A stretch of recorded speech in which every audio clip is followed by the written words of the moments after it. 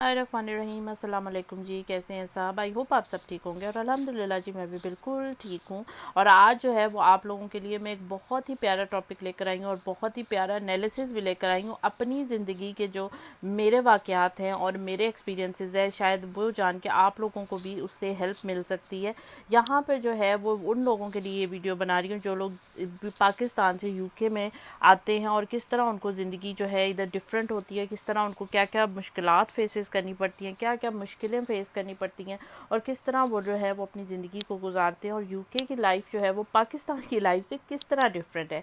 तो जी हाँ, पाकिस्तान की लाइफ और यूके की लाइफ में बहुत फ़र्क है। अगर आप यूके में आते हैं और अपने बच्चों को जो है वो यहाँ के स्कूल्स में करवाते हैं तो एज अ नॉर्मल हाउसवाइफ की जो एक लाइफ होती है वो यही होती है कि अपने बच्चे को जो है वो स्कूल सुबह छोड़ के आना होता है और लेना होता है। और यहाँ पर अमूमन जो भी लड़कियाँ आती हैं उनकी लाइफ इसी तरह की होती है। जब वो यहाँ पर आती हैं उसके विद इन अ ईयर जो है उनको जो है वो कंसीव हो जाता है और फिर उसके बाद जो है वो बच्चे की एक तरह से एक कहानी शुरू हो जाती है। जब कहानी शुरू होती है तो ऑब्वियसली आप यहाँ पर 2 इयर्स का जो है वो बच्चे को आप नर्सरी में भेज सकते हैं अगर आप अफोर्ड कर सकते हैं।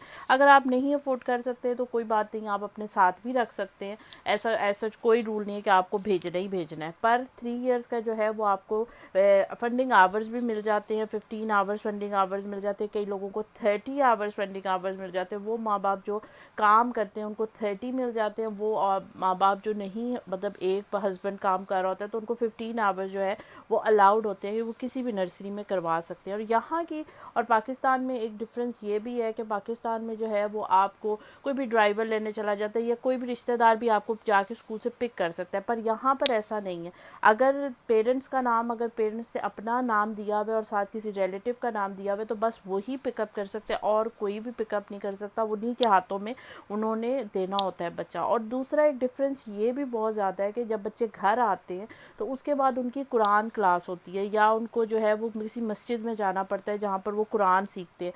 तो फिर लेडी को जो है उधर से पिक करके उधर दूसरी तरफ भी लेके जाना होता है। वहाँ जाके उनको जो है वो घंटा जो है वो लगता है उस पूरी क्लास में और सारा कुछ, फिर उसको घर लेकर आना होता है। कई लेडीज़ जो है वो घर में भी ऑनलाइन आजकल बहुत इन हुआ है, ऑनलाइन भी करवाती है, पर वो बहुत ज़्यादा एक्सपेंसिव होता है।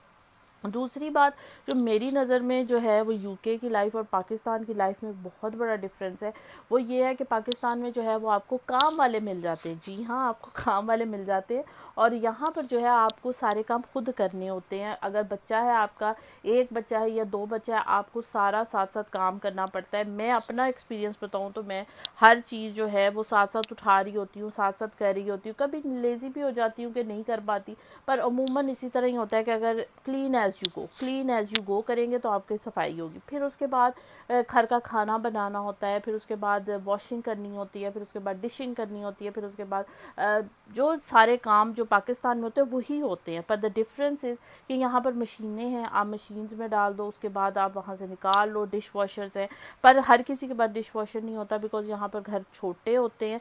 तो आपके फिटिंग वगैरह का मसला, ये वो मसला, तो इस तरह का नहीं होता सीन कि आपको जो है वो उधर ही मतलब आपको डिश वॉशर मिलेगा। कईयों के पास नहीं होता तो आपको खुद ही वॉश करने पड़ते हैं। तो आपका इतना टाइम जाता है उसके अंदर और रोटियां पकानी पड़ती हैं। और जिस तरह के हम लोगों का मतलब एज देसी कल्चर है इंडिया पाकिस्तान का, तो उसमें जो है आपको फुलके भी बनाने पड़ते हैं, रोटियां भी बनानी पड़ती हैं, चपातियां आप कहते हैं, चपातियां भी बनानी पड़ती हैं। और ये सारे काम जो है वो एक लेडी को खुद करने होते हैं। अब मैं उन लेडीज़ की बात कर लेती हूँ जो काम पे जाती हैं। अब जो काम पे लेडीज़ जाती हैं उनकी रूटीन यही होती है, खामन ने भी काम पे जाना थे और लेडी ने भी काम पे जाना है। अब उन दोनों ने जब काम पे जाना है तो ऑब्वियसली बच्चे को स्कूल ड्रॉप करेंगे। फिर उनमें से एक जो है वो स्कूल से बच्चे को पिक करेगा और फिर उसको जो है वो मस्जिद ड्रॉप करेगा और इतनी देर में उसके बाद जो है वो घर आएगा। कुछ ना कुछ इस तरह का सीन करना पड़ता है, उसके बगैर बैलेंस करके चलना पड़ता है। फिर उसके बाद जो है घर आके उनको खाना भी पकाना पड़ता है और उनको बाकी सारे मामलात घर के भी देखने पड़ते हैं। अगर आपके बच्चे थोड़े बड़े हो जाए, मैं अपना एक बात बताऊं कि बच्चे बड़े हो जाएं, लेकिन जैसे 8 9 ईयर्स 10 ईयर्स के हो जाएं तो उनको थोड़ी बहुत समझ आ जाती है, वो इतना गंद नहीं डालते। जैसे मेरा बच्चा है, वो छोटा है, वो मतलब ऑब्वियसली मुझे उसके भी मामलात को देखना पड़ता है।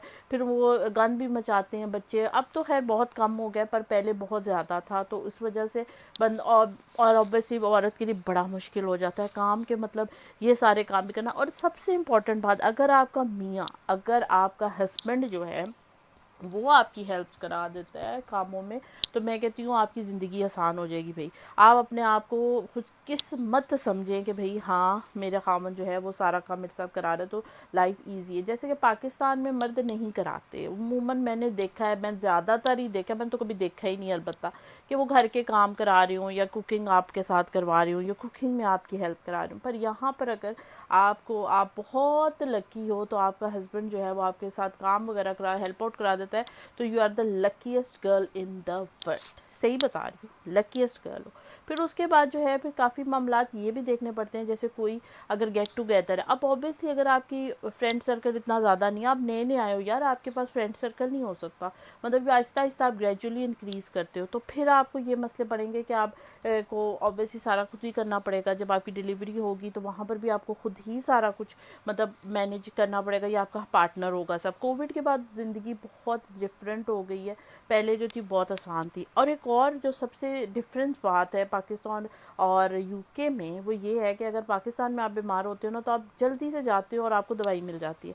यहाँ पर अगर आप बीमार हो गए हो ना और आपको ये सारे काम भी करने, तो आप फिर सोच लो आपके दिमाग की दही होने वाली है। फिर मतलब आप एक तो बीमार हो और ऊपर से आप परेशान भी हो, वो वाला हिसाब है। क्योंकि एक तो अपॉइंटमेंट आपको नहीं मिल रही, दूसरा अगर आप हॉस्पिटल भी चले जाते हो तो आपको लॉन्गेस्ट वेट भी करना पड़ेगा, 12-12 घंटे भी बैठना पड़ेगा उधर। और जो कि मुझे लगता है बहुत मुश्किल काम है। मैं अपने बच्चे के साथ जाती नहीं हूँ, इमरजेंसी बढ़ती रही है तो बड़ा मुश्किल हो जाता था वहाँ पर बैठना। तो ये आप बात ज़हन में रखें।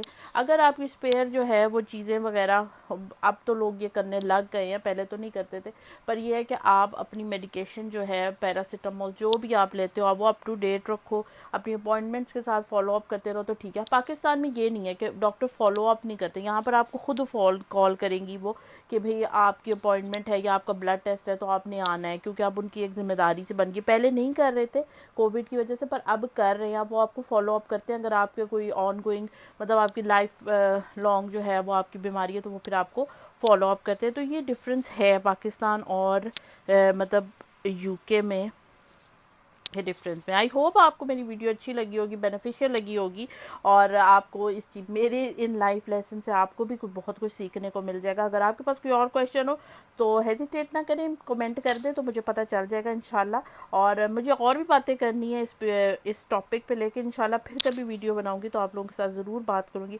बड़ा अच्छा लगा अपने दिल की बातें आप लोगों के साथ करके कि क्या क्या डिफरेंसेस हैं। फिर मिलूँगी। जज़ाकल्लाह।